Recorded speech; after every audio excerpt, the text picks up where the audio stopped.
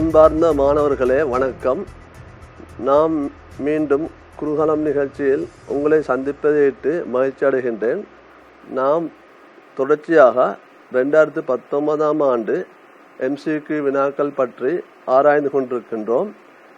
இவ்வினாக்களை எவ்வாறு இலகுவான முறையில் செய்யலாம் என்பதை மாணவர்கள் நன்கு அவதானித்து விளங்கிக் கொள்ளும்படி கேட்டுக்கொள்கிறேன். நாம் 2019ஆம் ஆண்டு MCQ வினாக்களை தொடர்ச்சியாக செய்வோம். நாம் 30வது வினாவை அவதானியுங்கள். 30வது வினா ஒரு தேர்மல் பிசிக்ஸ் சம்பந்தமான வினா. இதில் வெப்ப இயக்கவியல் சம்பந்தப்பட்டது. இதில் கேட்கப்பட்டுள்ளது பாருங்க. இதில் கேட்கப்பட்டிருக்குது வாயு விரிகையில் உட்சக்தியில் ஏற்படும் மாற்றம். அதில் சொல்லப்பட்டிருக்குது பாதை பாருங்க. இதில் சொல்லப்பட்டு இலட்சிய வாயு PV வரைபடத்தில் காட்டப்பட்டுள்ளவாறு நிலை ஏயிலிருந்து நிலை சீர்க்கு நிலை ஏயிலிருந்து நிலை சீர்க்கு நிலை ஏயிலிருந்து நிலை சீர்க்கு ABC மூலமும் ADC ஆகிய இரு வெவ்வேறு பாதைகளில் விரிவடைகின்றது. சொல்லப்பட்டிருக்குது ABC பாதை ADC பாதை. இரு பாதைகளில் விரிவடைந்தாலும் ஆரம்பிக்கப்படுவது ஏயிலிருந்து முடிவடைவது சியில். பாருங்க, ABC ஆரம்பிக்கப்படுவது ஏயில் முடிவடைவது சியில். அடுத்தது சொல்லப்பட்டு ADC பாதை ஆரம்பிக்கப்படுவது ஏயில் முடிவடைவது சியில். இரு சந்தர்ப்பங்களிலும் ஆரம்பம் முடிவு சமனாக இருப்பதால் ABC பாதை வழியாகவும் ADC பாதை வழியாகவும் அகசக்தி மாற்றம் சமனாக இருக்கும். இது மாணவர்கள் நன்கு அவதானிக்க வேண்டும். கேட்கப்பட்டது ADC வழியே வாயு விரிகையில் உட்சக்தியில் ஏற்படும் மாற்றம். ADC வழியே உட்சக்தியில் ஏற்படும் மாற்றமும் ABC வழியே உட்சக்தியில் ஏற்படும் மாற்றமும் சமனாக இருக்கும். ஆகவே எங்களுக்கு எழுதலாம் அகசக்தி மாற்றம் ஏலிருந்து B பிளஸ் அகசக்தி மாற்றம் பியிலிருந்து சியும் அகசக்தி மாற்றம் ஏயிலிருந்து D பிளஸ் அகசக்தி மாற்றம் டியிலிருந்து சி சமனாக இருக்கும். இப்போ கேட்கப்பட்டிருக்குது அகசக்தி மாற்றம் ADC. அகசக்தி மாற்றம் ADC ஆனது அகசக்தி மாற்றம் ABCக்கு சமனாக இருக்கும். அப்போ அகசக்தி மாற்றம் ABC A to B plus B to C ஆக இருக்கும். இதில் சொல்லப்பட்டிருக்குது வாயு உறிஞ்சப்படும் போது வெப்பங்கள் 200 ஜூல் 700 ஜூல். அகசக்தி மாற்றம் ஏயிலிருந்து Bக்கு கனவுளவில் மாற்றம் ஏற்படவில்லை. ஆகவே செய்யப்பட்ட வேலை 0 ஆகும். ஏயிலிருந்து Bக்கு செய்யப்பட்ட வேலை 0 என்பதால் அகசக்தி மாற்றம் 200 ஜூலாக இருக்கும். அப்போ ஏயிலிருந்து Bக்கு 200 ஜூல். அடுத்த பியிலிருந்து சிக்கு அவதானித்தால் பியிலிருந்து சிக்கு அகசக்தி மாற்றம் இதில் சொல்லப்பட்டிருக்குது வாயு உறிஞ்சப்படும் போது வெப்பங்கள் தரப்பட்டிருக்குது 200 ஜூல் 700 ஜூல் சொல்லப்பட்டிருக்குது. நாங்கள் பியிலிருந்து சிக்கு வேலை செய்யப்படுவதால் இந்த வேலையை நாங்கள் காண வேண்டும். செய்யப்பட்ட வேலை இந்த பரப்பளவை தரும். செய்யப்பட்ட வேலையானது BC மூலம் செய்யப்பட்ட வேலை இந்த பரப்பளவை கொடுக்கும். எங்களுக்கு தெரியும். ஆகவே அகசக்தி மாற்றம் ABC அகசக்தி மாற்றம் ADC சமனாக இருப்பதால் கேட்கப்பட்டிருக்குது அகசக்தி மாற்றம் ADC. அகசக்தி மாற்றம் ADC ஆனது அகசக்தி மாற்றம் ABC சமனாக இருக்கும். நாங்கள் அகசக்தி மாற்றம் ABC ஆனது பாருங்க அகசக்தி A to B பிளஸ் அகசக்தி மாற்றம் B to C இருக்கும். A to B கனவளவில் மாற்றம் ஏற்படாதபடியால் செய்யப்பட்ட வேலை 0 இருக்கும். ஆகவே A to B delta Q சமன் டெல்டா U ஆக இருக்கும். ஆனால் டெல்டா Q தரப்பட்டிருக்குது 200 ஜூல். ஆகவே delta U A to B 200 ஜூலாக இருக்கும். மீண்டும் B to C அகசக்தி மாற்றம் B to C அகசக்தி மாற்றம் நீங்கள் பயன்படுத்தலாம். டெல்டா கியூ சமன் delta U plus delta W. ஆனால் டெல்டா யூ சமன் டெல்டா கியூவிலிருந்து டெல்டா டபிள்யூ கழிக்க வேண்டும். ஆனால் பி டு சி வேலை செய்யப்படுவதால் இந்த வேலையை காண வேண்டும். அந்த வேலையை காண்பதற்கு இந்த பரப்பளவை காண வேண்டும். வேலையை காண்பதற்கு இந்த பரப்பளவை நாம் காண வேண்டும். இந்த பியிலிருந்து சிக்குரிய இந்த பரப்பளவை கண்டீங்கன்றால் அந்த பரப்பளவு பாருங்க, அந்த பரப்பளவை நாங்கள் டெல்டா கியூவிலிருந்து செய்யப்பட்ட வேலையை கழிக்க வேண்டும். செய்யப்பட்ட வேலை தான் இந்த பரப்பளவு. அப்போ டெல்டா கியூ 700 ஜூல்னு தரப்பட்டிருக்குது.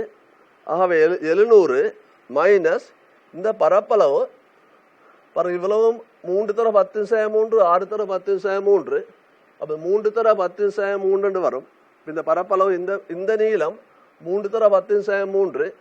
திரும்ப இந்த நீளம் 2 தர 14 6 தர 14 கழிச்சு விட்டீங்கன்றால் 4 தர பாருங்க, அதில் கழிச்சு விட்டீங்கன்றால் இது 2 தர 6. அப்போ கழிச்சு விட்டீங்கன்னா இந்த பரப்பளவு வரும். இவ்வளவு பரப்பளவும் இதில் இது 0 0 அது 6 தர 14. இப்போ 6 தர 14 தர 3 தர 10/3 இது சுருக்கி விட்டீங்கன்றால் 700 ஜூல்னு கிடைக்கும். ஆகவே எங்களுக்கு அகசக்தி மாற்றம் 700 ஜூல். ஆகவே 3வது விட. ரைட். அடுத்த கேள்வி 31வது கேள்வி பாருங்க, அவதானியங்கள் 31. இது நீங்கள் கணிப்பின் மூலம் செய்வதாக இருந்தால் சரி நேரம் எடுக்கும். எங்களுக்கு 2 நிமிடத்தை செய்ய முடியாது, கூடிய நேரம் எடுக்கும். ஆகவே நான் குறுகிய முறையில் எவ்வாறு செய்யலாம் என்பதை பார்ப்போம். எங்களுக்கு தெரியும், அதில் சொல்லப்பட்டு 1 மீட்டர் உயரத்திலிருந்து சுயாதீனமாக விளைவிடப்படுகிறது சொல்லப்பட்டிருக்குது. அப்போ 1 மீட்டர் உயரத்திலையும் சுயாதீனமாக விடப்படும் போது எங்களுக்கு சக்தி காப்பு விதியை பயன்படுத்தி எங்களுக்கு இப்படி ஒரு சமன்பாடை பெறலாம். mgh சமன் ½ mv வர்க்கம். mgh சமன் ½ mv வர்க்கம். இந்த சமன்பாட்டிலிருந்து எங்களுக்கு எழுதலாம் h நேர்வி சமன் v வர்க்கம். h நேர்வி சமன் v வர்க்கம். இந்த சமன்பாடை பயன்படுத்தி இந்த வினாவை இலகுவாக செய்யலாம். பாருங்க, எவ்வாறு இலகுவாக செய்யலாம் என்று பார்ப்போம். பாருங்க, mgh சமன் ½ mv வர்க்கம். இதில் h நேர்வி சமன் v வர்க்கம். முதலாவது பாருங்க, முதல்ல கேட்கப்பட்டிருக்குது 3 பின்னதைப்புக்கு பின்னர். ஆமாம், முதலாவது சந்தர்ப்பத்தில் h நேர்வி சமன் v வர்க்கத்தை பயன்படுத்தும் போது 3வது சந்தர்ப்பம் முதலாவது சந்தர்ப்பத்தில் இதில் வர்க்கம் h நேர்வி சமன் v அல்ல v வர்க்கம். முதலாவது சந்தர்ப்பத்தில் v வர்க்கத்தில் வர்க்கம். அப்போ 3வது சந்தர்ப்பத்தில் வரும்போது 3/4 அடுக்குன்னு வரும். ஏன்னா அதில் சொல்லப்பட்டு 25% குறையும் என்று சொல்லப்பட்டு வேகமான 25% குறையுது. அப்போ ஆரம்பத்தில் வேகத்தை நாங்கள் v என்று எடுத்தால் பாருங்க, ஆரம்ப வேகத்தை நாங்கள் v என்று எடுத்தால் 25% குறைய சொல்லப்பட்டிருக்குது. அப்போ 25% என்றால் 25/100 1/4v. இப்போ கழிச்சு விட்டீங்க என்றால் 3/4v என்று கிடைக்கும். 25% குறையுது. அப்போ 3v/4. முதலாம் சந்தர்ப்பத்தில் 3/4 வர்க்கம். 2ஆம் சந்தர்ப்பத்தில் 3/4 4ஆம் அடுக்கு. 3ஆம் சந்தர்ப்பத்தில் 3 பின்னதைப்புக்கு பின்னர் 3/4 அடுக்கு. ஆகவே சரியான விட 3ஆம் விட 4வது விட. இந்த முறையில் செய்தீங்கன்னா இலகுவாக செய்யலாம். இல்லைன்னா நீங்கள் கணிப்பு மூலம் செய்தீங்கன்னா சாம்பாடு எடுத்து பிரதிட்டு செய்யும் போது உங்களுக்கு இந்த குறிப்பிட்ட நேரத்தில் இந்த கேள்வியை செய்வது கஷ்டமாக இருக்கும். ஆகவே இந்த முறையை பின்பற்றினால் இலகுவாக செய்யக்கூடியதாக இருக்கும். மாணவர் ஞாபகத்தில் வைத்துக் கொள்ளுங்கள். இந்த சாம்பாட்டின்படி h நேர்வி சமன் v வர்க்கம். v அல்ல, v இருந்தால் 3/4 3ஆம் அடுக்குன்னு வரும். v வர்க்கம்னு படியாத்தான் 3/4 6ஆம் அடுக்கு. அடுத்த வினா அவதானியங்கள். இது சடமும் கதிர்ப்பும் என்ற பகுதியில் கேட்கப்பட்டுள்ள வினா. இதில் சொல்லப்பட்டிருக்குது, அதில் தரப்பட்டிருக்குது பிளாங்கின் மாறிலி தரப்பட்டிருக்குது, வேலை சார்பு தரப்பட்டிருக்குது, கேட்கப்பட்டிருக்குது நீண்ட அலை நீளம். அப்போ நீண்ட அலை நீளமாக இருந்தால் இந்த சாம்பாடை பயன்படுத்திக்கணும். hf சமன் அல்லது h into seeing lambda சமன் 5 plus half m v maximத்தின் வர்க்கம். இதன்படி உயர்வு கேட்கப்பட்டிருக்குது. உயர்வு கேட்கப்பட்டதால் எங்களுக்கு hf0 சமன் 5 என்று எழுதலாம். மேக்ஸிமம் தான் கேட்கப்பட்டிருக்குது. இப்போ hf0 சமன் 5 என்று எழுதினீங்க என்றால் f0 என்று இழிவாக இருக்கும். எங்களுக்கு தெரியும் இழிவு f0 இழிவாக இருக்கும். f0 இழிவாக இருந்தால் லம்டா மேக்ஸிமமாக இருக்கும். அப்போ எங்களுக்கு இந்த hf0 சமன் 5 என்று எழுதலாம். ஆகவே h இன்ட்டு அதில் f0 பதிலாக எழுதலாம் சீங்கில் லம்டா மேக்ஸிமம். ஏனென்றால் நாங்கள் இழிவு மீட்டர்னு எடுக்கப்பட்டிருக்குது. அப்போ இழிவு மீட்டராக இருந்தால் லம்டா மேக்ஸிமமாக இருக்கும். ஆகவே h சீங்கில் லம்டா மேக்ஸிமம் தான் 5 என்று வரும். இதில் பிரேட்டிங் என்றால் உங்களுக்கு கேட்கப்பட்ட விடை எடுக்கலாம். லம்டா மேக்ஸிமம் கேட்கப்பட்டிருக்குது. ஆகவே இந்த சாம்பாடை பயன்படுத்தி சாம்பாடில் நேரடியாக பிரதிட்டீங்க என்றால் இலகுவான முறையில் விடை எடுக்கலாம். இந்த சாம்பாடு தான் பொதுவான சாம்பாடு. கேட்கப்பட்டிருக்குது மேக்ஸிமம் லம்டா மேக்ஸிமம் கேட்கப்பட்டிருப்பதால் இழிவாக இருக்கும். மீட்டர் இழிவாக இருக்கும். இழிவு மீட்டராக இருக்கும். இழிவு மீட்டராக இருந்தால் எங்களுக்கு இயக்க சக்தி வராது. இந்த சந்தர்ப்பத்தில் இந்த பெருமானம் எங்களுக்கு கிடைக்கும். எங்களுக்கு இரண்டாம் விடை கிடைக்கும். ரைட். அடுத்த வினா அவதானியங்கள் 33வது வினா. பாருங்க, இது இலகுமான முறையில் வினா செய்யலாம். பாருங்க, இந்த வினா அவதானித்தீங்க என்றால் அதில் படம் ஒன்றின் பருமன் தரப்பட்டிருக்குது 30 மில்லிமீட்டர் தர 40 மில்லிமீட்டர். ஆனால் வில்லையிலிருந்து தூரம் தரப்பட்டிருக்கு 4 மீட்டர்ன்னு சொல்லி அதில் விம்பத்தின் பருமன் தரப்பட்டிருக்குது 1.2 1.6. விம்பத்தின் பருமன் தரப்பட்டிருக்குது 1.2 1.6. பாருங்க, இதில் பொருள பருமன் 30 மில்லிமீட்டர் 40 மில்லிமீட்டர். இப்போ பொருள பருமன் இதில் 30 மில்லிமீட்டர். இதில் விம்பம் 1.2 மீட்டர் அல்லது 40 மில்லிமீட்டர் விம்பம் 1.6 மீட்டர். அப்போ பாருங்க, இலகுவா எங்களுக்கு கண்டுபிடிக்கலாம் எத்தனை மடங்கு உருப்பெருத்து என்று சொல்லி. இப்போ 30 மில்லிமீட்டரை எத்தனையால் பெருக்கினால் 1.2 மீட்டர் கிடைக்கும். அப்போ இலகுவா எத்தனை விம்ப உருப்பெருக்கத்தை கண்டுபிடிக்கலாம். உருப்பெருக்கத்தை கண்டுபிடிக்கலாம் எத்தனை மடங்கு உருப்பெருக்கப்பட்டிருக்குது 40 மடங்கா. பாருங்க, 30 மில்லிமீட்டரை எத்தனை நாள் பெருக்கினா 1.2 மீட்டர் கிடைக்கும். அப்போ எத்தனை மடங்கு உருப்பெருக்கப்பட்டிருக்குது. உருப்பெருக்கத்தை இலகுவாக காணலாம். உருப்பெருக்கம் தெரியுமாக இருந்தால் தூரம் தரப்பட்டிருக்குது, எவ்வளவு தூரத்தில் வைக்கப்பட்டிருக்கு தரப்பட்டிருக்குது. ஆக இலகுவா அந்த குவிய தூரத்தை காணலாம். பாருங்க, எவ்வாறு காணலாம்னு பாருங்க. முதல்ல எங்களுக்கு இந்த சாம்பாடை குறிவிலக்க பயன்படுத்தி இப்போ நாங்கள் வில்லை இந்த பக்கம் பொருள் வைக்கப்பட்டிருக்குது, இங்கே பிம்பம் உருவாகுது. இப்போ இந்த நான் குறிவிலக்கப்படி இந்த பக்கம் ப்ளஸ் இந்த பக்கம் மைனஸ் எங்களுக்கு குறிவிலக்க பயன்படுத்திங்கன்றால் 1 + m சமன் VOF கிடைக்கும். அப்போ இதில் பாருங்க, இந்த சாம்பாட்டில் வில்லை சூத்திரத்தில் குறிவிலக்கு முக்கியம். குறிவிலக்க பயன்படுத்தி வியால் பெருக்கி விட்டீங்கன்றால் 1 + m சமன் VF கிடைக்கும். இதில் நான் சொன்ன உருப்பெருக்க 40 மடங்குன்னு சொல்லி, ஏன்னா 30 மில்லிமீட்டரை 1.2 பெருக்கினா தான் எங்களுக்கு 40 கிடைக்கும். அல்லது 40 மில்லிமீட்டரை 40ஆல் பெருக்கினா தான் 1.6 மீட்டர் கிடைக்கும். ஆகவே உருப்பெருக்க 40. அப்போ 1 + 40 சமன் V தரப்பட்டிருக்குது 4. அப்போ 4 F. இப்போ F கண்டிங்க என்றால் 4 41 மீட்டர் வரும். அப்போ நீங்கள் இதை சென்டிமீட்டர் மாற்றி விட்டீங்கன்றால்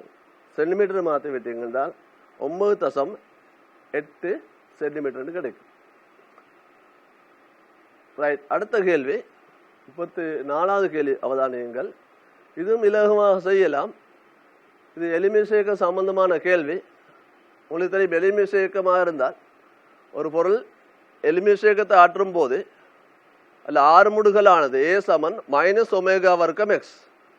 உங்களுக்கு தெரியும், எளிமை சேர்க்கத்தில் A சமன் -ω வர்க்கம் x. இது சமன்பாடு உங்களுக்கு ஞாபகம் இருக்கணும்.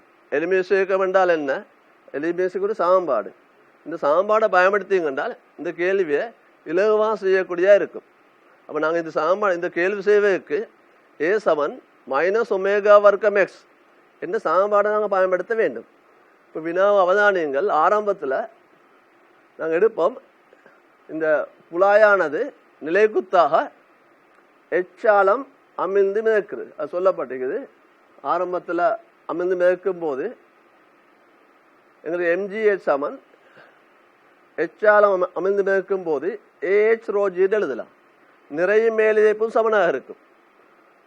மிதக்கும் போது நிறைய மேலிதைப்பும் சமனாக இருக்கும். எம்ஜிஹெச் சமன் ஏஹெச் ரோஜின்னு எழுதலாம். ஆனால் அப்போ சொல்லப்பட்டிருக்குது ஒரு சிறிய நிலைக்குத்து இடப்பெயர்ச்சி கொடுக்கப்படும் எனின் குழாயின் தொடர்ந்து வரும் இயக்கத்தின் அலைவு காலம் யாது. அப்போ நாங்கள் சிறியோர் இது இடப்பெயர்ச்சியை கொடுத்து விட்டீங்க. எக்ஸ் தூரம் இதை நாங்கள் இடப்பெயர்ச்சியை கொடுத்து விட்டீங்கன்றால் இது எக்ஸ் தூரம் இடப்பெயர்ச்சி நாங்கள் எக்ஸ்ன்னு எடுத்தால் இது தொடர்ச்சியாக எளிமையை சேர்க்கத்தை ஆட்டு கொண்டு இருக்கும். அலைஞ்சு கொண்டு நிலைக்குத்தாக மேலேயும் கீழே அலைஞ்சு கொண்டு இருக்கும். நான் எக்ஸ் தூரத்தினால் ஏற்படும் மேலிதைப்பு கண்டிங் கண்டால் இந்த கேள்வியை இலகுவாக செய்யக்கூடியதாக இருக்கும். பாருங்க, நாங்கள் எப்சமன் எம்ஏ பயன்படுத்தினால் எப்சமன் எம்ஏ பயன்படுத்தி நாங்கள் எடுப்போம் மேலிதைப்பு. எக்ஸ் தூரம் இடப்பெயர்ச்சி என்று எடுத்தீங்கன்றால் அந்த எக்ஸ் தூரம் இடப்பெயர்ச்சியால் ஏற்படும் மேலிதைப்பு இதன் காரணமாகத்தான் இது அலைஞ்சு கொண்டு இருக்கும். அப்போ நாங்கள் எப்சமன் எம்ஏ பயன்படுத்தினால் பாருங்கள், எம்ஏ சமன் மேலிதைப்பு எப்சமன் எம்ஏ. அப்போ எப்சமன் எம்ஏல எஃப் பதில எழுதலாம் எக்ஸ் தூரம் இடப்பெயர்ச்சி அடைவதால் மேலிதைப்பு ஏஎக்ஸ் ரோஜி. அப்போ எம்ஏ சமன் மைனஸ் ஏஎக்ஸ் ரோஜி என்று எழுதலாம். ஏன்னா எலிமினேஷ் இயக்கம் மேலும் கீழே அலைஞ்சு கொண்டு இருக்கும். ஆகவே மைனஸ் ஏஎக்ஸ் ரோஜின்னு எழுதலாம். இதிலிருந்து ஏ சமன் மைனஸ் ஏ ரோஜிங்கில் எம் இன்டு எக்ஸ். அப்போ இது ஒரு பாருங்க, இது ஒரு எலிமினேஷ் இயக்க சாம்பாடு. ஏ சமன் மைனஸ் ஒமேகா வர்க்கம் எக்ஸ் என்ற வடிவத்தில் இருக்குது. இந்த சாம்பாடு ஏ சமன் மைனஸ் ஒமேகா வர்க்கம் எக்ஸ் என்ற வடிவத்தில் இருக்குது. ஆகவே இதிலிருந்து எங்களுக்கு ஒமேகா வர்க்கத்தை எழுதலாம் ஏ ரோஜிங்கில் எம் என்று. அப்போ ஒமேகா வர்க்கம் சமன் ஏ ரோஜிங்கில் எம் என்று எழுத முடியுமா இருந்தால் எங்களுக்கு தெரியும் டி சமன் 2π ஒமேகா. டி சமன் 2π ஒமேகா. ஆகவே ஒமேகா பாருங்க, ஒமேகா சமன் வர்க்க மூலம் ஏ ரோஜிங்கில் எம். இதை பிரதிட்டீங்க என்றால் எங்களுக்கு இலகுவாக விடையை கண்டுபிடிக்கலாம். பாருங்க, இரண்டாம் விட வரும். டி சமன் 2π ஒமேகா தானே. அப்போ டி சமன் 2π ஒமேகா. ஒமேகா சமன் வர்க்க மூலம் ஏ ரோஜிங்கில் எம். அப்போ ஏ ரோஜி கீழே வரும், எம் மேலே வரும். ஆகவே இரண்டாம் விட கிடைக்கும். அடுத்த 35வது வினாவதானியங்கள். 35வது வினா. இதில் வேக நேரம் தரப்பட்டிருக்குது. முதலாவது சந்தர்ப்பத்தில் இந்த வாகனம் ஆறு முடுகுது. இரண்டாம் சந்தர்ப்பத்தில் வாகனம் சீரான வேகத்தில் செல்லுது. மூன்றாம் சந்தர்ப்பத்தில் அமர் முடுகுது. அப்போ சீரான வேகத்தில் செல்லும்போது வாகனம் சீரான வேகத்தில் செல்லும் போது 6 முடுகல் 0. வாகனம் சீரான வேகத்தில் சென்று கொண்டிருக்கும் போது 6 முடுகல் 0. ஆகவே அந்த சந்தர்ப்பத்தில் இதில் மாற்றம் ஏற்படாது. 6 முடுகும் போதும் அமர் முடுகும் போது தான் மாற்றம் ஏற்படும். பாருங்க எவ்வாறு செய்யலாம் என்று. நீருள்ள பாத்திரம் ஒன்றில் இயக்கம். ஒரு பாத்திரத்தில் நாங்கள் நீர் எடுத்தால் ஒரு கிடையான மேசையில் வைங்க.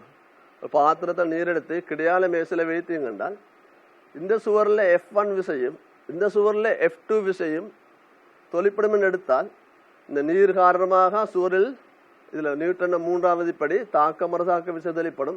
நீரானது பாத்திரத்தின் சுவருக்கு விசையை வழங்கும். திரும்ப பாத்திரமான நீருக்கு விசையை வழங்கும். அதுதான் இதில் சோடி விசை தொழிற்படும். இப்போ நான் இதில் நீரில் தொழிற்படும் விசையை மட்டும்தான் குறிக்கப்பட்டிருக்குது. F1 F2 உண்டு. இப்போ பாத்திரம் சமனில் இருக்கும் போது அல்லது சீரான வேகத்தில் இயங்கும் போது 6 முடுகல் 0. அப்போ நாங்கள் F சமன் MA பயன்படுத்தும் போது F1ம் F2 சமனாகும். 6 முடுகல் 0. ஆகவே விலை விசை 0. ஆகவே F1ம் F2 சமனாகும். அப்போ F1ம் F2 சமனாக இருந்தால் பாருங்க, எங்களுக்கு தெரியும் H1ம் H இந்த உயரங்கள் சமனாகும். ஆகவே திரவம் கிடையாக இருக்கும். 6 முடுகும் போது 6 முடுகலாம் அல்ல அமர் முடுகலாம். நாங்கள் 6 முடுக கருதுங்கண்டா 6 முடுகும் போது திரும்ப நாங்கள் F சமன் MA பயன்படுத்தினால் பாருங்க F1 மைனஸ் F2 சமன் MA என்று கிடைக்கும். ஆறு முடுகும் போது பாத்திரம் ஆறு முடுகும் போது சீரான ஆறு முடுகு இயங்கும் போது F1 மைனஸ் F2 சமன் MA. F1 மைனஸ் F2 சமன் MA என்று வரும். ஆனால் ஆறு முடுகுனால் ஆறு முடுகும் போது MA பிளஸ் ஆக இருக்கும், A பிளஸ் ஆக இருக்கும். அமர் முடுகல் இல்லை, ஆறு முடுகுன்னு சொல்லப்பட்டிருக்குது. அப்போ ஆறு முடுகும் போது A பிளஸ் ஆக இருந்தால் கட்டாயம் பாருங்க F1 மைனஸ் F2 சமன் MA. ஆறு முடுகும் போது MA பிளஸ் பெருமானம் கிடைக்கும். ஆகவே நிச்சயமாக F1 பெருது F2 ஆக இருக்கும். அப்போ இந்த பக்கத்தில் சொல்லப்படும் விசை F1 பெருதாக இருக்கும் F2 விட. ஆகவே H1 பெருது H2 ஆக இருக்கும். H1 பெருது H2 ஆக இருக்கும். ஆகவே நீர் மட்டம் இப்படி சரி கிடையாக இருக்காது. இப்படி நீர் மட்டம் என்ன செய்ய இப்படி வரும். இது வேணும்னா எங்களுக்கு இது H உயரத்தை கேட்கப்பட்டால் எங்களுக்கு H உயரம் காணலாம். டான் டீட்டா சமன் HOL என்று சாம்பாட்டை பயன்படுத்தி இந்த உயரத்தை வேணும்னா காணலாம். இந்த கோணத்தை டீட்டான்னு எடுத்தா இந்த கிடையோட சாய்வு அமைக்கும் கோணம் டீட்டான்னு நாங்கள் கருதுனால் டான் டீட்டா சமன் HOL அல்லது எங்களுக்கு டான் டீட்டா சமன் AGன்னு எழுதலாம், அல்லது டான் டீட்டா AOGன்னு எழுதலாம். இதெல்லாம் கேட்கப்பட்டிருக்குது. ஆரம்பத்தில் ஓய்வில் இருக்கும் போது அல்லது சீரான வேகத்தில் இயங்கும் போது இந்த இப்படித்தான் நிலை குத்தாக இலை இருக்கும், தக்கை இப்படித்தான் இருக்கும். ஆறு முடுகும் போது பாத்திரம் சீராக ஆறு முடுகும் போது திரும்ப நாங்கள் நீருக்கு பயன்படுத்தலாம். நாங்கள் இது ஒரு நீரெண்டு கருதினீங்கண்டா, இது ஒரு நீரெண்டு கருதி பயன்படுத்தும் போது F1 மைனஸ் F2 சமன் MA என்று வரும். அப்போ M என்பது நீட திணிவு.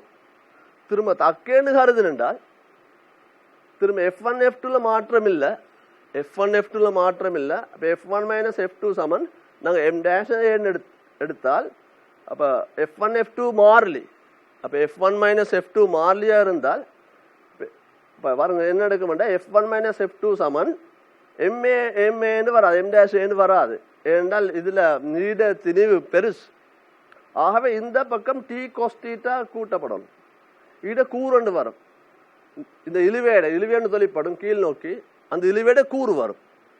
அப்போ இழிவேட கூறு இந்த இப்படி சரிஞ்சாதான் கூட்டப்படும். இந்த பக்கம் சரிஞ்சால் இப்படி சரியுமாக இருந்தால் கழிக்கப்படும். இப்படி சரியுமா இருந்தால் கழிக்கப்படும். ஆனால் இப்போ கூட்டப்படணும் வேண்டாம். M டேஷ் MA விட சிறிது, தக்கேட திணிவு நீட திணிவை விட சிறிது. ஆகவே இந்த பக்கம் கூட்டப்படும், T cos θ கூட்டப்படணும். அப்போ T cos θ கூட்டப்பட வேண்டுமா இருந்தால் இப்படித்தான் நிலை வர வேண்டும். இதே மாதிரி இது தக்கைக்கு உதாரணத்துக்கு நாங்கள் ஒரு உலோகம் எடுத்தால்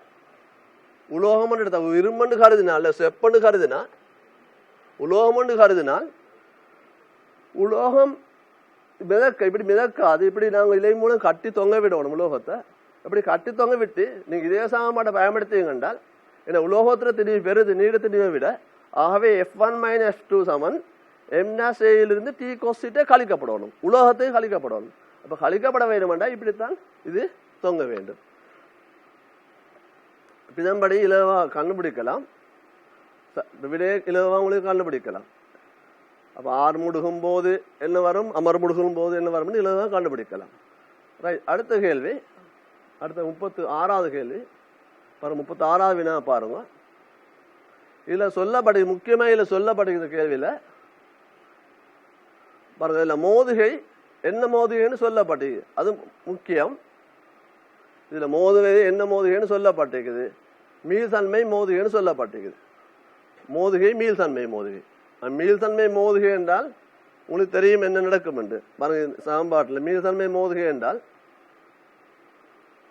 முதலாவது சந்தர்ப்பத்தில் இது முதலாவது V என்ற வேகத்தில் சென்று அடுத்த மூன்று மோயில் இருக்கும் போது முதலாவது V என்ற வேகத்தில் சென்று இதில் முதலாவது இதில் திணிவு சமனாக இருந்தால் என்ன நடக்கும்? திணிவு சமனாக இருந்தால் இது ரெண்டு திணிவு சமனாக இருந்தால் இது இது மோத மீள்தன்மை மோதிகையாக இருந்தால் இது முதலாவது இது V இந்த வேகம் 0 ஆகும், இட வேகம் V ஆகும். இதுதான் முதலாவது சந்தர்ப்பம் நடக்கும். அடுத்த சந்தர்ப்பத்தில் இது ஈட வேகம் 0, திரும்ப இது இதில் மோத மூன்றாவது துணிக்கோட மோத ஈட வேகம் 0 ஆகும், ஈட வேகம் V வரும். திரும்பவும் இது முதலாவது வேகம் 0, இரண்டாவது வேகம் 0, மூன்றாவது வேகம் இது இதில் மோத இரண்டு திணிவுகள் வித்தியாசம். மீள்தன்மை மோதுகையாக இருந்தாலும் திணிவுகள் வித்தியாசம். அப்போ திணிவுகள் வித்தியாசமாக இருந்தால் இதை நீங்கள் கணிப்பு செய்தீங்கண்டா இடவேகம் v/3 இது 2v/3 வரும். திரும்ப இது திரும்ப இடவேகம் v/3 இடவேகம் 2v/3 இது இந்த திசையில வரும் v/3. இந்த திசையில இது மோத இந்த மூன்றாவது திணிவு இரண்டாவது திணிவு மோத இடவேகம் v/3 இரண்டு திணிவுகள் சமன். திணிவுகள் சமன் என்படியால் இந்த மூன்றாவது திணிவு ஓய்வடையும், இரண்டாவது திணிவு v/3 வேகத்தை பெறும். திரும்பி இது இதுல மோதும்.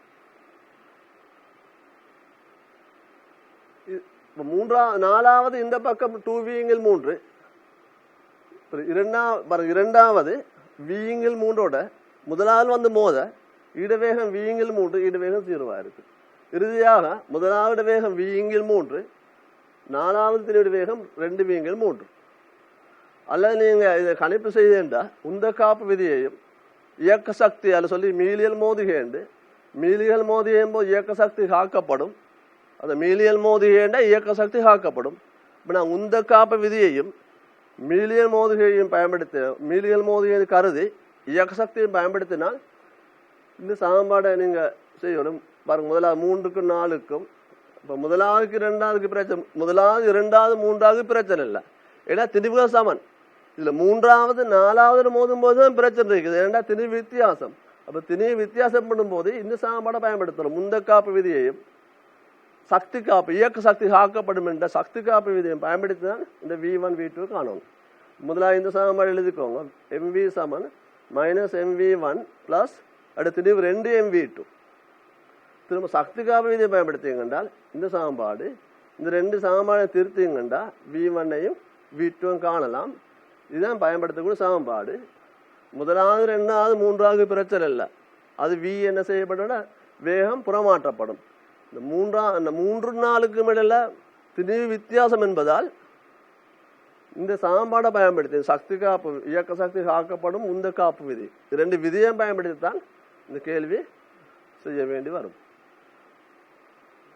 ரைட், அடுத்தது 37வது வினா பாருங்க. 37வது இது ஒரு எலக்ட்ரானிக்கல் சம்பந்தப்பட்டது, டிரான்சிஸ்டர் சம்பந்தப்பட்ட வினா. பரவாயில்ல, சொல்லப்பட்டிருக்குது. அதில் தரப்பட்டிருக்குது VB சமன் 0.7 வோல்ட். திரும்பவும் இதில் முன்முக வோல்ட் அளவு தந்திருக்கு 2 வோல்ட் 10 மில்லியம்பியர் 2 வோல்ட் அளவு மின்னோட்டமும். இதில் கேட்கப்பட்டிருக்கு தடைகள் RBடையும் RCடையும் தடை கேட்கப்பட்டிருக்குது.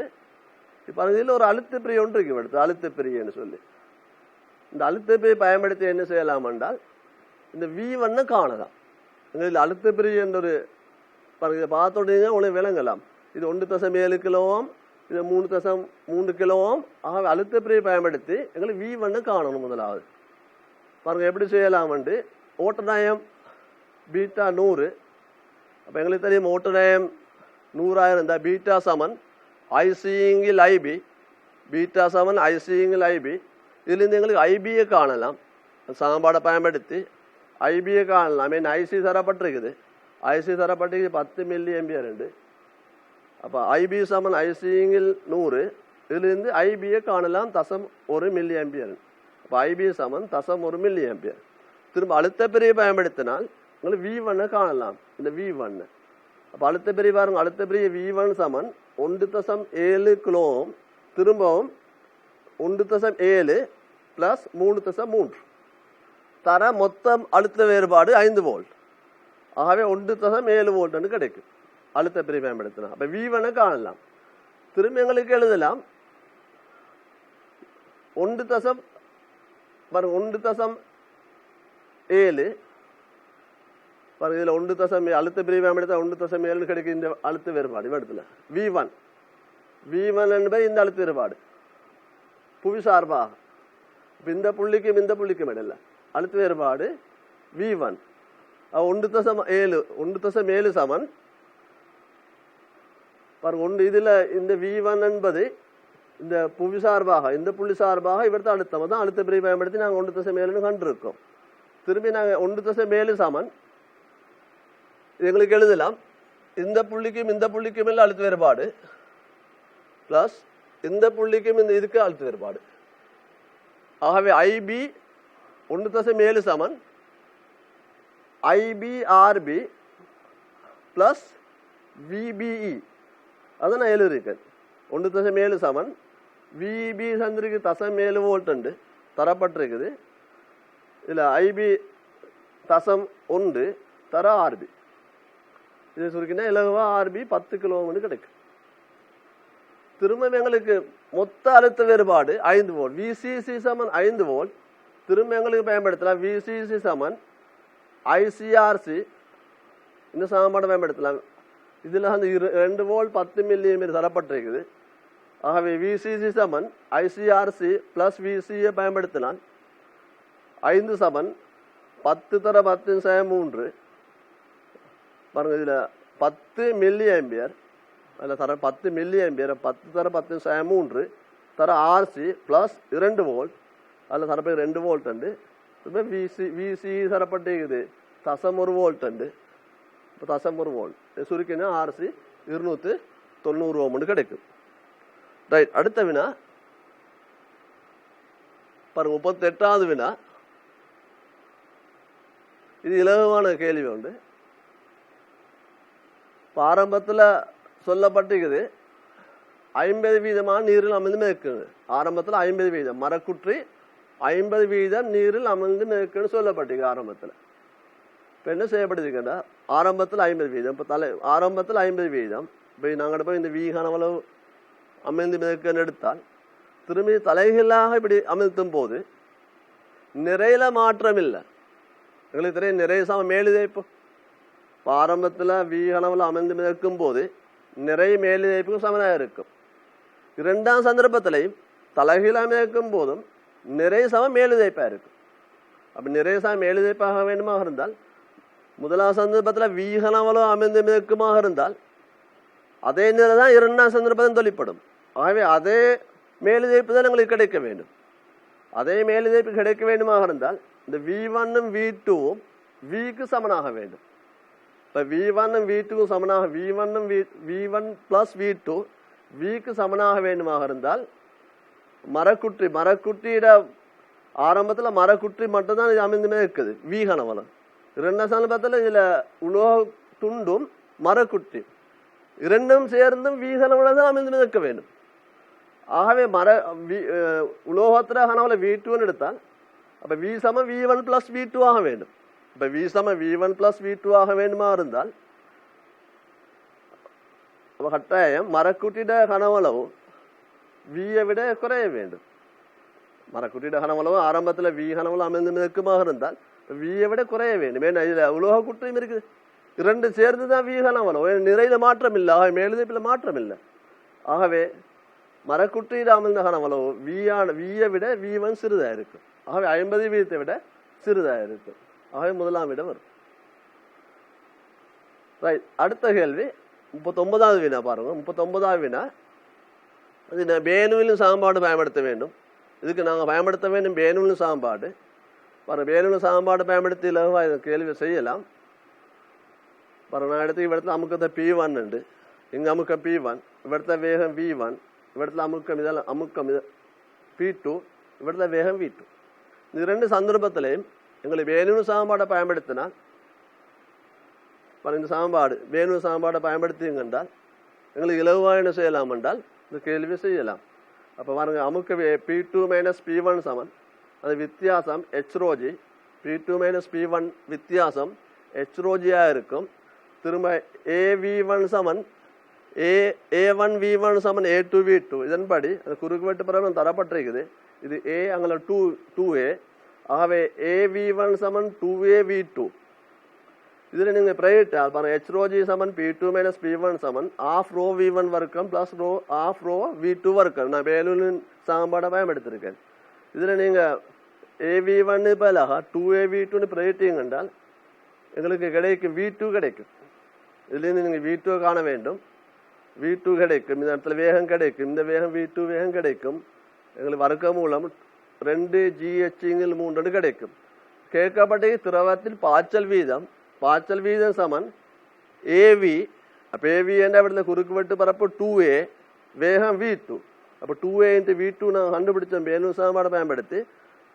ஆகவே இதிலிருந்து இதை பிரதியிட்டீங்க என்றால் எங்களுக்கு திரவத்தின் பாய்ச்சல் வீதம் கிடைக்கும். அப்போ சரியான விட 3வது விட. ரைட். அடுத்த 40வது வினாதானியங்கள். இந்த 40வது இதில் ஏகபரிமாண இயக்கம் சம்பந்தமான வினா. இதில் பாருங்க கேட்கப்பட்டிருக்குது. முதலாவது சொல்லப்பட்டிருக்குது பி தொடர்பாக, இரண்டாவது கியூ தொடர்பாக, அடுத்தது ஆர் தொடர்பாக.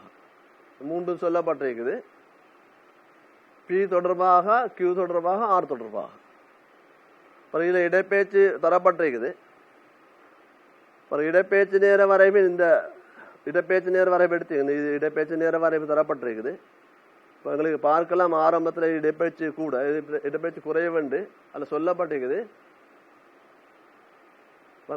இடப்பெயர்ச்சி வலது திசையில் இடப்பெயர்ச்சி நேர கொள்ள சொல்லணும். இந்த வலப்பக்கம் இடப்பெயர்ச்சி பிளஸ் எடுக்க சொல்லிக்குது. இதில் எடுத்தீங்கன்றால் இதில் நாங்கள் ஆரம்பத்தில் S= இடத்துல ஆரம்பிக்கும் போது S= 0 எடுப்போம். இந்த பக்கம் வலப்பக்கம் இடப்பெயர்ச்சி பிளஸ் எடுக்க சொல்லப்பட்டிருக்குது. இடப்பக்கம் இடப்பெயர்ச்சி மைனஸ் எடுக்க சொல்லப்பட்டு. இப்போ கார் 1 பாருங்க. கார் 1 கார் 2 எடுத்தீங்கன்றால் கார் 1 கொஞ்சம் தூரத்தில் இருக்குது. இது கார் 1, அடுத்தது கார் 2. இப்போ ரெண்டும் ஒரே திசையில் இல்லை பாருங்க. முதலாவது கார் 2 இடப்பெயர்ச்சி, கார் 2 இடப்பெயர்ச்சி ப்ளஸ்ஸாக இருக்குது. கார் 1 இடப்பெயர்ச்சி ஆரம்பிக்கும் போது மைனஸாக இருக்குது. கார் இதில் இடப்பெயர்ச்சி நேரம் வரை இதில் ப்ளஸ் இடப்பெயர்ச்சி, இதில் இடப்பெயர்ச்சி ப்ளஸ், இங்கே இடப்பெயர்ச்சி மைனஸ். இப்போ இதில் முதலாவது கார் 2 இடப்பெயர்ச்சி ப்ளஸ்ஸாக இருக்கும் சொல்லிக்கு ப்ளஸ்ன்னு சொல்லி வலப்பக்கம் ப்ளஸ் அண்டு. அப்போ கார் 2 இடப்பெயர்ச்சி ப்ளஸ்ஸாக இருக்கும். ஆனால் இடப்பெயர்ச்சி அப்படியே குறைஞ்சி ஆறுக்கு வரும்போது 0 ஆகுது. அப்போ இடப்பெயர்ச்சி இப்படியே வரும்போது இடப்பெயர்ச்சி குறையுது. சரியாக இந்த இடத்துக்கு வரும்போது 0. திரும்ப கார் முதலாவது கார் எடுத்தீங்க. இந்த முதலாவது கார் எடுத்தீங்கண்டா ஐடி இடப்பெயர்ச்சி மைனஸ், அது S= 0. இந்த நீளத்தை விட இந்த நீளம் பெருசு. முதல்ல கார் 1 இடப்பெயர்ச்சி விட கார் 2 இடப்பெயர்ச்சி பெருசு படத்தின் படி. அவர் கார் 2 கொஞ்சம் தொலைவில் இருக்கு. ஆகவே இலகுவாக கண்டுபிடிக்கலாம். இதுல இடப்பெயர்ச்சி எது கூட இல்ல என்ன பாருங்க. கியூக்கு வரும்போது, பிக்கு வரும்போது, சரியா பிக்கு வரும்போது, பி தொடர்பாக நாங்கள் எடுத்தால் பிக்கு வரும்போது, சரியா பிக்கு வரும்போது கார் 1 இடப்பெயர்ச்சி 0 இருந்தால், இடப்பெயர்ச்சி 0 இருந்தால், சரியா பிக்கு வரும்போது கார் 2 இடப்பெயர்ச்சி 0 இருக்காது. பாருங்க இப்படி வரைஞ்சு பார்த்தீங்கன்னா சரியா பிக்கு வரும்போது கார் 1 இடப்பெயர்ச்சி 0 இருந்தால் கார் 2 இடப்பெயர்ச்சி 0 இருக்காது. கியூ தொடர்பாக எடுத்தால் பாருங்க கார் 1 இடப்பெயர்ச்சி கார் 1 செய்தால் கார் 1 இடப்பெயர்ச்சி பிளஸ்ல இருந்து கார் 1 எடுத்தீங்கன்னா இடப்பெயர்ச்சி ஆரம்பத்தில் மைனஸ், திரும்ப பிளஸ்ஸா மாறுது. அப்ப இந்த அந்த பக்கம் செல்லுது. கார் 1 எடுத்தீங்கன்றால் ஆரம்பத்தில் இடப்பெயர்ச்சி மைனஸ், பிக்கு பின்னர் இடப்பெயர்ச்சி பிளஸ், அப்ப இந்த பக்கம் வருது. இதே சந்தர்ப்பத்தில் கார் 2 எடுத்தால் கார் 2 குறிப்பிட்ட தூரம் வரை இடப்பெயர்ச்சி பிளஸ்ஸா இருக்குது. அப்ப இந்த பக்கம் இருக்குது. அப்ப இதுபடி பார்த்தீங்கன்னா சரியான விட 2ஆம் விட. அடுத்து 41வது வினா பாருங்க. 41 இதுல முக்கியம் என்னென்றால் அதுல சொல்லப்பட்டிருக்குது ஆர்முடுகள் பின்னர் அமர்முடுகள் இறுதியா ஓய்வுக்கு வருது. ஆரம்பத்துல ஆர்முடுகள், அடுத்த சந்த அமர்முடுகள், இறுதியா ஓய்வுக்கு வருது. இந்த 3 கட்டங்களும் தேவைப்படும். ஆர்முடுகும் போது மாறா சீர்க்கையை மீடினையுடைய ஒரு சீர்க்கையிடும் வானம் நிலைகுத்தா மேல் நோக்கி அனுப்பப்படுது. மேல் நோக்கி அனுப்பப்படுது. அப்ப அவதான் இருக்காரு தரையில, வானம் நிலைகுத்தா மேல் நோக்கி அனுப்பப்படுது. மேல் நோக்கி வேகம் மேல் நோக்கி சென்று கொண்டிருக்கும் போது அவதானி சார்பாக மீடுதன் குறையுது. சொல்லப்பட்ட இது ஆறுபடுகும் போது அது சீர்க்கையை மீடுதன் உயர்வாக இருக்கு. மேல் நோக்கி அசைது வேகம் இருக்கு மேல் நோக்கி. மேல் நோக்கி செல்லும் போது ஆறுமுடுகும் போது வேகம் மேல் நோக்கி வேகம் அதிகரித்துட்டு போகுது மேல் நோக்கி. அப்போ அவதானி விலத்து செல்லுது. இந்த வானம் அவதானி விலத்து செல்லும் போது மீடன் அதிகரிக்கும் என்று சொல்லியிருக்குது. ஏ கூற்று அதிகரிக்கும் சொல்லியிருக்குது, அதிகரிக்காது. அது உயர்வாகன்னு சொல்லியிருக்குது, உயர்வாகாது, குறையும் மீடன். அமர்முடுகளும் போது அப்படி மேல் நோக்கி அமர்முடுகுது. மேல் நோக்கி இயக்கம், மேல் நோக்கி மேல் நோக்கி இயக்கம் இருக்கும் போது அவதானி விலத்து செல்லும் போது மீடன் குறையும். மீடன் குறையும் என்று சொல்லியிருக்குது. சுய பாருங்க, வெடிப்புக்கு சற்று முன்பாக அது சிற்கையுடைய மீடனும் சமனாகும். அதில் பாருங்க சொல்லிக்குது, இறுதியாகத்தான் ஓய்வுக்கு வருது. ஓய்வுக்கு வர முன்ன வேகம் பூச்சியமாக முன்ன இறுதியாகத்தான் ஓய்வுக்கு வருது. இப்போ ஓய்வுக்கு வர முன்ன, ஓய்வுக்கு வருமாக இருந்தால் மீடன் சமனாக இருக்கும். ஓய்வுக்கு வர முன்ன மீடன் சமனாக இல்லை. இப்போ ஆறுமுடுகும் போது நோக்கிற விலத்தி இயங்குவதால் கேட்கும் மீடன் குறையும். மேல் நோக்கி இயங்குது. மேல் நோக்கி இயங்கும் போது வேகம் மேல் நோக்கி இருக்குது, அவதானி விலத்தி இயங்குது, ஆகவே மீடன் குறையும். முதலாவது ஏ கூட்டில் கூடும் அதிகரிக்கும் என்று தரப்பட்டிருக்குது, அப்பில. அமர்முடுகளின் போது விலத்தி இயங்குது, மீடன் குறையும். அது சரி. வீசமன் பூச்சியமாகும் போதுதான் மீடன் சமனாகும். வீசம் பூச்சியம் வேகம் பூச்சியமாவதற்கு முன்னர் மீடன் சமனாகல. ஆகவே சரியான விட இரண்டாம் விட. அடுத்த 42வது வினா அவதானியங்கள். இதில் நாங்கள் பயன்படுத்த வேண்டும். 700 கிலோகிராம் ஒரு உலோக பாத்திரத்தில் 1 லிட்டர் நீர் வெப்பநிலை 27 பாகாசியில் உள்ளது. 120 பாகாசியில் உள்ள 300 கிராம் உருக்கு குண்டு இந்த பாத்திரத்தில் இடப்படுது. அதில் தன்வெப்பங்களும் தரப்பட்டிருக்குது. அப்போ எங்களுக்கு சொல்லலாம், குண்டு வெப்பத்தை இழக்கும். குண்டு இழக்கப்பட்ட வெப்பம் சமன் உலோக பாத்திரமும் நீரும் வெப்பத்தை பெறும். எங்களுக்கு இந்த பெற்ற வெப்பத்தை இழந்த வெப்பத்தை சமப்படுத்தலாம். முதல்ல சொல்லப்பட்டிருக்குது 700 கிராம் திணிவுடைய உலோக பாத்திரம் அப்போ வெப்பத்தை பெறும். அப்போ எம்சி டீட்டா. அப்போ நாங்கள் அதுக்கு பயன்படுத்தணும் எம்சி டீட்டா பயன்படுத்தணும், அல்ல எம்எஸ் டீட்டா பயன்படுத்தணும். அப்போ எம்எஸ் டீட்டா பயன்படுத்தினால் இதில் 700 கிராம், அப்போ 700 தர 10/3 கிலோகிராம். அதில் நாங்கள் தன்வெப்பங்களோடு தான் கேட்கப்பட்டிருக்குது. உலோக பாத்திரத்தை தன்வெப்பங்களை கேட்கப்பட்டிருக்குது, எஸ்என் எடுப்போம். தர வெப்பநிலை வித்தியாசம் 27 பாகாசி, இறுதி வெப்பநிலை 30, அப்போ 3 பாகாசி 3 ப்ளஸ் அடுத்தது நீருக்கு எடுத்தால் நீருக்கு அதுக்கும் எம்எஸ் டீட்டா ஒன்று தர நீட தன்வெப்பங்கள் வந்திருக்கு 4200 ப்ளஸ் தர 3 வெப்பநிலை வித்தியாசம் 3 27 இதெல்லாம் 30. அப்போ எம்எஸ் டீட்டா சமன் உலோக குண்டு இழந்த வெப்பம். உலோக குண்டு வெப்பத்தை இலக்கம் 120 பாகாசி, அது வெப்பத்தை இலக்கம். அது இழந்த வெப்பம் 300 தர 10/3 300 கிராம் என்று சொல்லப்பட்டிருக்குது.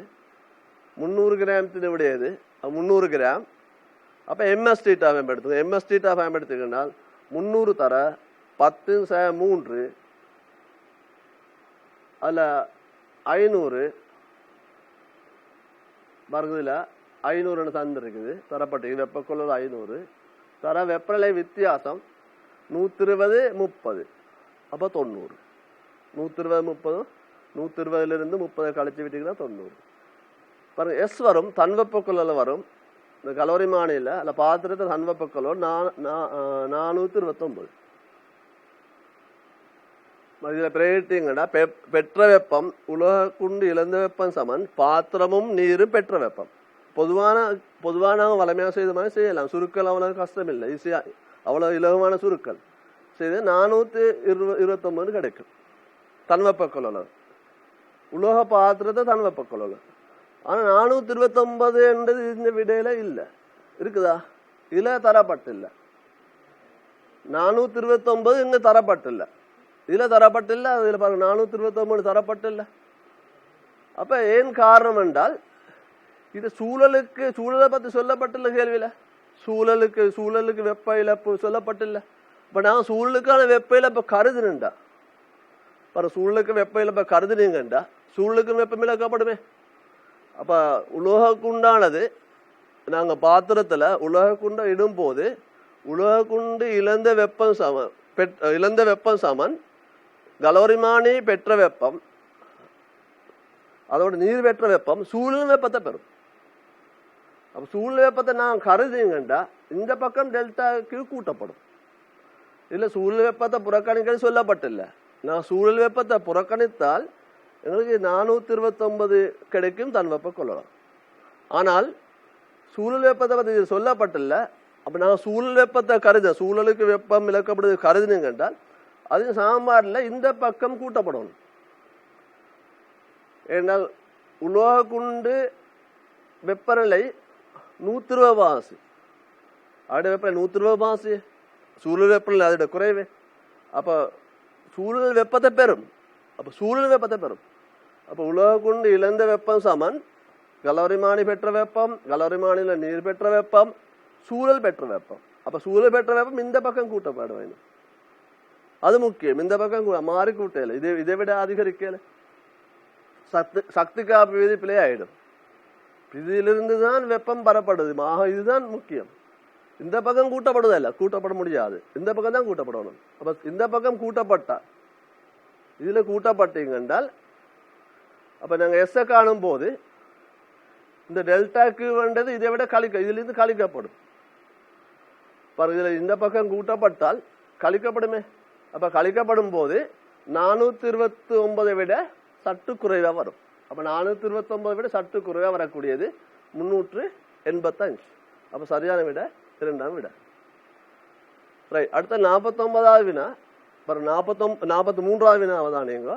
இதுல முக்கியமான பாயிண்ட் என்னென்றால் இதுல சொல்லப்பட்டிருக்குது முகம் டியிலிருந்து விலகல் விடாமல் வெளிப்படுகின்றது. அது முக்கியமானது. அந்த கேள்வி செய்யறதுக்கு அது முக்கியமானது. ஆனால் பிழையானதுதான் கேட்கப்பட்டிருக்குது. அதுல சொல்லப்பட்டிருக்குது டியிலிருந்து விலகல் விடாமல் வெளிப்படுகிறது. விலகல் அடையாது. இப்ப விலகல் அடையாவிட்டால் இந்த கதிரும் இந்த வெளிப்படு கதிரும் சமாந்திரமாக இருக்கும். விலகல் அடையாவிட்டால் இந்த படுகதிரும் வெளிப்படு கதிரும் 2 சமாந்திரமாக இருக்கும். 2 சமாந்திரமாக இருந்தால் விலகல் அடையாது. பாருங்க எப்படி செய்யலாமாண்டு. பாருங்க இந்த படத்தை பாருங்க. இந்த கதிரும் சமாந்திரம். ஏன்னா விலகல் அடையான்னு சொல்லப்பட்டு அப்ப இது அந்த 2 கதிரும் சமாந்திரம் எடுத்தால் பாருங்க நான் அப்படியே சமாந்திரமா கோடுன்னு வரைஞ்சிருக்கேன். அப்ப எங்களுக்கு இலகுவா எடுக்கலாம். இது ஐயாக இருந்தால் இது ஐ என்ற கோணம். பாருங்க இது ஐ என்ற கோணமா இருந்தால் நான் அதே இதுக்கு சமாந்திரமா வரைஞ்சிருக்கேன். இந்த கதிருக்கு சமாந்திரம் அல்ல இந்த கதிர் அப்படியே நீட்டி விட்டீங்க என்றால் இதுக்கு கட்டாயம் சமாந்திரமாக இருக்கும். சொல்லப்பட்டிருக்குது முகம் டியிலிருந்து விலகல் விடாமல் வெளிப்படுகின்றன சொல்லு. அப்படி சொல்லாவிட்டா இந்த கேள்வியே செய்ய முடியாது. அப்ப எப்படி என்றா இது ஐயா இருந்தால் இது 90 - ஐயா இருக்கும். இந்த கோணம் 90 - ஐயா இருக்கும். இந்த கோணம் ஐயா இருந்தால் நீங்க செவ்வம் வரைஞ்சு பாருங்க. இவரத்தை செவ்வம் வரைஞ்சு பார்த்தீங்கன்னா இது ஐயா இருந்தால் இந்த கோணம் ஐயா இருக்கும். இது 90 - ஐயா இருக்கும். இந்த கோணம் 90 - ஐயாக இருந்தால் இந்த கோணம் 90 - ஐயா இருக்கும். அடுத்ததால சொல்லப்பட்டிருக்குது இந்த சிடியில பாருங்க. சிடி எடுத்தா சிடியில அமைக்கும் கோணம் இந்த சிடியில கதிர் அமைக்கும் கோணம் செவ்வனோடு அமைக்கும் கோணம் R3 சொல்லப்பட்டிருக்குது. அதுல சொல்லப்பட்டிருக்குது இந்த கோணம் R3 என்று. அப்ப இந்த கோணம் R3 ஆக இருந்தால் இது 90 பாகை. அரிய கோணம் 90 பாகை. ஆக இந்த கோணம் 90 - R3. இது R3. இந்த கோணம் 90 - R3. அது உங்களுக்கு தெரிஞ்சிருக்கணும். இது 90 பாகையா இருந்தா இது அரிய கோணம் 90 பாகையா இருந்தால் இந்த கோணம் R3 சொல்லப்பட்டு கேள்வியில் சொல்லப்பட்டிருக்குது. இந்த கோணம் ஐன்னு சொல்லப்பட்டு இது கோணம் R3 சொல்லப்பட்டு இந்த சிடி மேற்பரப்புல R3 முறிகோணம் R3. இந்த கோணம் R3 இருந்தால் இந்த கோணம் 90 - R3. அப்ப இந்த கோணம் 90 - R3 ஆக இருந்தால் எங்களுக்கு பயன்படுத்தலாம் என் சைனை சமன் மாறிலி. இந்த சாம்பாடை பயன்படுத்திங்க என்றால் என் சைனை சம மாறிலி பயன்படுத்திங்க என்றால் பாருங்க என் சைனை சம மாறிலி பயன்படுத்திங்கன்னா பாருங்க இதுல வரும் sign 90 - R3 Saman sin 90 - N3 into sin 90 - R3 Saman sin 90 - I. அப்படி சுருக்கினீங்க என்றால் பிழையான விட பாருங்க n3 சைன் வரையில 9 மைனஸ் r3 கொஸ்ன்னு வரும். அப்ப கொஸ் r3 வரும். கொஸ் r3 சைன் r3 வர முடியாது, இப்படி வர முடியாது. பாருங்க நான் சுருக்கி காட்டுறேன். சைன் 9 மைனஸ் i சமன் n3 சைன் 9 மைனஸ் r3. ஆகவே கொஸ் i சமன் n3 கொஸ் r3 வரும். இதுதான் சரியானது. 5வது சரியானது, பிழையானது 4வது பிழையானது. 44வது கேள்வி செய்யும் போது எங்களுக்கு இலவசமாக செய்யலாம். எங்களுக்கு நேரடியாக பயன்படுத்தலாம். டோ நேர்வி சமன் ஏ என்று, டோ முறுக்கம் நேர்வி சமன் ஏ நீங்கள் கண்டுபிடிங்க. ஒவ்வொன்றும் பரப்பளவு காணுங்க. இந்த முக்கோணத்தில் பரப்பளவு, செவ்வத்தில் பரப்பளவு, வட்டத்தில் பரப்பளவு, எந்த பரப்பளவு கூடவாக இருந்தால் பரப்பளவு கூட, எது கூட பரப்பளவு இது ஒன்று நான் கண்டுபிடிச்சிருக்கேன். இப்போ நாங்கள் இது வட்டத்து பரப்பளவு கூடவா இருக்கும், ஆகவே முறுக்கம் கூடவா இருக்கும். அப்போ 2 வரிசையில் கேட்கப்பட்டிருக்குது, பெருசுன்னு கேட்கப்பட்டிருக்குது. இப்போ ஒவ்வொரு பரப்பளவு காணுங்க. டோ நேர்வி சமனே நேரடியாக பரப்பளவு கண்டு பரப்பளவு காணுதான் கேள்வி. பரப்பளவு கண்டுக்கிட்டா டோவா 2 வரிசை நேர் வரிசை எழுதலாம். அடுத்து 45வது கேள்வியில் இதுவும் இலகுவான கேள்வி, இலகுவாக செய்யலாம். எங்களுக்கு இந்த பீல் அழுத்தம் கேட்கப்பட்டிருக்குது, பீல் அழுத்தம் கேட்கப்பட்டிருக்குது. இதை இவ்விடத்தில் அழுத்தம் 0. பீல் அழுத்தம் காணும்போது எங்களுக்கு இந்த சமன்பாட்டை பயன்படுத்தலாம். விபி சமன் E1 மைனஸ் I1 R1. இந்த சமன்பாடை பயன்படுத்தி இலகுவாக காணலாம். இதில் R1 0 இருந்தால் விபி சமன் E1. இதுதான் சமன்பாடு. விபி சமன் விபி. ஏன்னா ஈல் அழுத்தம் 0, இவ்விடத்தில் அழுத்தம் 0 புவித்தொடர்பு செய்யப்பட்டிருப்பதால் அப்போ விபி சமன் E மைனஸ் I1 R1. இப்போ R1 0 இருந்தால் விபி E1. இதில் இந்த விட வரக்கூடியது 4வது சமன்பாடு. அப்போ இலகுவா 4வது சமன்பாடு உடனே எங்களுக்கு சொல்லலாம். அடுத்த 46வது கேள்வி செய்யும் போது இது ஆக இலகுவான கேள்வி. எங்களுக்கு தெரியும் we Saman E0 plus IR. நீங்கள் வளமையாக படிக்க வி சமன் E மைனஸ் IR. ஆனால் இதில் மின்னோட்டம் பாயுது, மின்கலத்தை நோக்கித்தானே பாயுது. அப்போ நோக்கி பாயும் போது எங்களுக்கு பயன்படுத்தலாம் வி சமன் E minus IR E plus IR. இதுக்கு நீங்கள் y அச்சு மாற்றி விட்டீங்கன்னா y சமன் mx மைனஸ் என்று கிடைக்கும். பிளவாக எங்களுக்கு கண்டுபிடிக்கலாம். அடுத்த 47வது கேள்வி செய்யும் போது 47வது எப்படி கேள்வி செய்யலாம். இதை பாருங்க, வலுவிரையும் கேட்கப்பட்டிருக்குது. அந்த குறிப்பிட்ட டி இடைவெளியில் டி அளவுகாலம் டி, இதில் நீங்கள் இந்த 2 வி வரைவு தரப்பட்டிருக்குது, திரும்பவும் ஐ வரைவு தரப்பட்டிருக்குது. 2 வரைவுமே பெருக்குங்க, 2 பெருக்கி இங்கே காணுங்க. பெருக்கி ஒரு பி சமன் விஐ என்ற வரைவு வரையுங்க, 2 பெருக்குங்க. இதில் வி தரப்பட்டிருக்குது, ஐ தரப்பட்டிருக்குது. எங்களுக்கு பி சமன் விஐ தானே. அப்போ 2 பெருக்கி ஒரு டி வரையில இப்படி வரைவுன்னு வரைஞ்சிங்க என்றால் இப்படி ஒரு வரைவு கிடைக்கும். இந்த வரைவில் பரப்பளவு கண்டீங்க என்றால், பரப்பளவு கண்டீங்க என்றால் இப்படி கிடைக்கும். அதை டீயால் பெருக்கி விட்டீங்க என்றால் சராசரி வலுவிரையும் கிடைக்கும். அது 48ஆம் கேள்வி. பிறகு இது இலகுவான கேள்வி உண்டு. 48 ஒரே திசையில மின்னோட்டம் பாயமாக இருந்தால் இவரத்தில் பி 0 இருக்கும். திரும்ப எதிரெதிர் திசையில மின்னோட்டம் பாயமாக இருந்தால் பி 0 இருக்காது. வழக்கு விதி பயன்படுத்தி பிறகு இந்த திசையில உள்நோக்கி காந்த பயன்படுத்தி இதுலேயும் உள்நோக்கி, இதன் காரணமாக உள்நோக்கி, இதன் காரணமாக உள்நோக்கி, 2 உள்நோக்கி என்று கிடைக்கும். ஆகவே 0 ஆகாது. அப்போ இலகுவாக விடையை கண்டுபிடிக்கிற 4வது விட. அடுத்த 49வது கேள்வி செய்யும் போது இந்த கேள்வி செய்யும் போது இந்த சந்தியை நீக்க வேண்டும். சந்தியை நீக்காவிட்டால் இந்த கேள்வி செய்ய முடியாது. அப்போ சந்தியை நீக்கும் முறை சமானத்தட காணத்தில் பல முறைகள் இருக்குது. அதில் ஒரு முறை தான் சந்தி நீக்கல். சந்தி நீக்கினா இந்த கேள்வி இலகுவாக செய்யலாம். இந்த சந்தியை நீக்கி விட்டீங்க என்றால் எங்களுக்கு ரஃப்தால் தேவைப்படாது, இலகுவாக செய்யலாம்.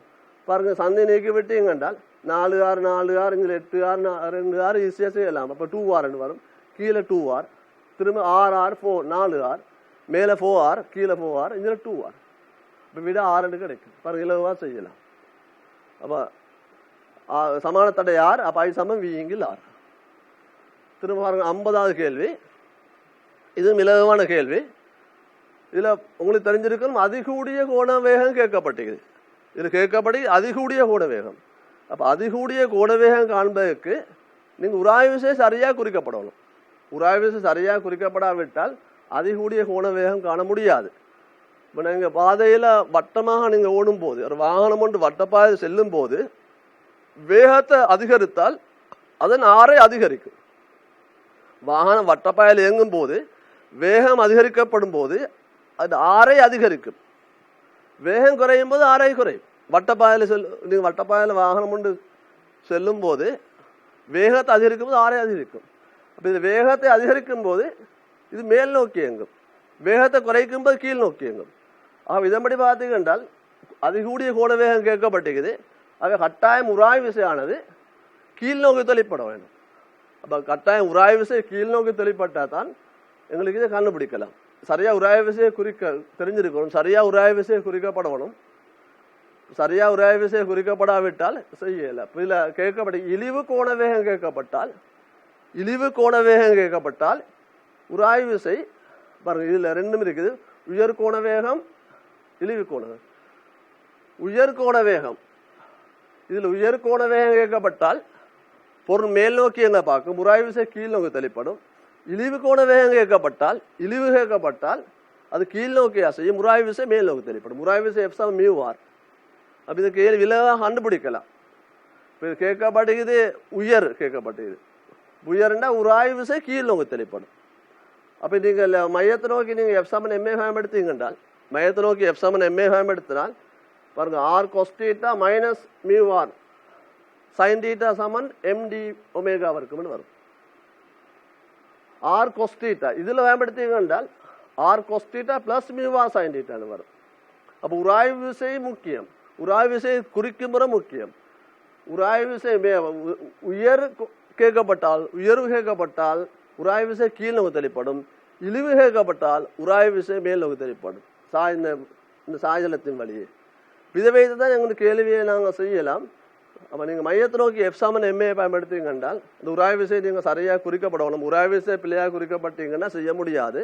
உராய்வு விசை சரியாக குறிக்கப்பட்டால் பாருங்க, ஒன்றில் இப்படி வரும் R cos theta minus mu R sin theta, அடுத்தது வரும் R cos theta plus mu R sin தீட்டான்னு.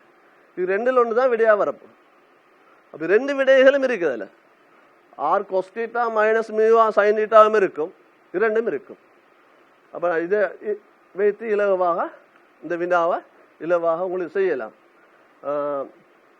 2019ஆம் ஆண்டு MCQவில் 50 வினாக்களையும் ஆராய்ந்தோம். நான் குறுகிய முறையில் எவ்வாறு குறுகிய முறையை செய்யலாம் என்பதை நாங்கள் ஆராய்ந்தோம். இவ்வாறு நீங்கள் குறுகிய முறையை செய்ய பழகி கொண்டீங்க என்றால் இலகுவா MCQ செய்யக்கூடியதாக இருக்கும். நாம் இதுவரை 2019 MCQ வினாக்களை செய்தோம். மீண்டும் நாம் இன்னும் ஒரு குருகலம் நிகழ்ச்சியில் சந்திக்கும் வரை விடைபெறுகின்றேன். நீங்களும் இலகுவான முறையில் MCQவில் இலகுவான முறையில் குறிப்பிட்ட நேரத்தில் செய்யக்கூடியதாக இருந்தால் உங்களுக்கு அந்த குறிப்பிட்ட 2 மணி நேரத்தில் 50 வினாக்களையும் இலகுவாக செய்யக்கூடியதாக இருக்கும். இத்துடன் நான் முடித்துக்கொள்கிறோம். மீண்டும் ஒரு நிகழ்ச்சியில் சந்திக்கும் வரை விடைபெறுகின்றேன். வணக்கம்.